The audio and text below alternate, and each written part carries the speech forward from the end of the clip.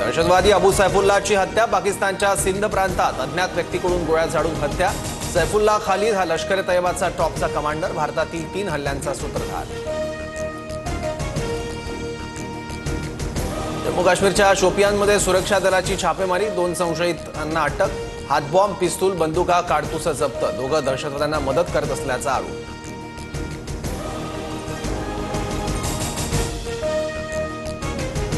उपमुख्यमंत्री अजित पवार आज बीड दौऱ्यावर, जिल्ह्यातील विकास कामांची पाहणी करणार। पंकजा मुंडे, धनंजय मुंडे उपस्थित राहणार। बीडमधील गुन्हेगारी घटनांवर अजितदादा काय बोलणार याकडे लक्ष।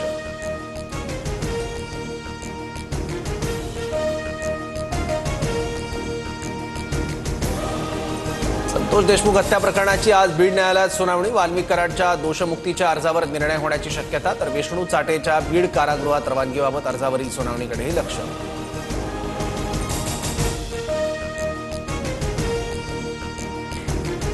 भारताची बाजू जगभरात मांडण्यासाठी जाणाऱ्या शिष्टमंडळांना परराष्ट्र सचिव विक्रम मिस्री माहिती देणार।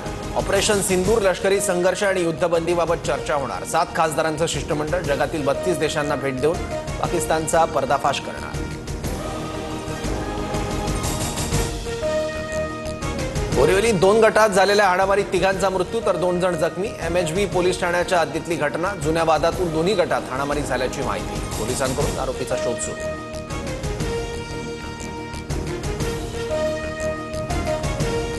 11वीसाठी आजपासून प्रवेश प्रक्रिया सुरू। 21 मे पासून विद्यार्थ्यांना अर्ज नोंदणी करता येणार। यंदा संपूर्ण राज्यात ऑनलाईन प्रवेश प्रक्रिया राबवण्याचा निर्णय।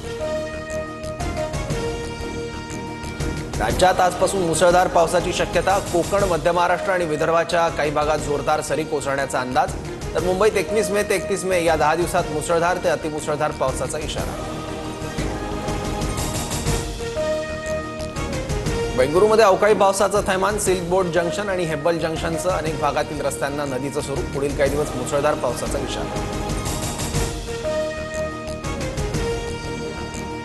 वडाळा ते गायमुख मेट्रो डिसेंबर अखेर सुरू होणार। मेट्रो 4 मार्गिकेवर लवकरच गाड्यांच्या चाचणी फेऱ्या। पहिल्या टप्प्यात 10.5 किलोमीटरच्या मार्गावर मेट्रो सेवा सुरू केली जाणार।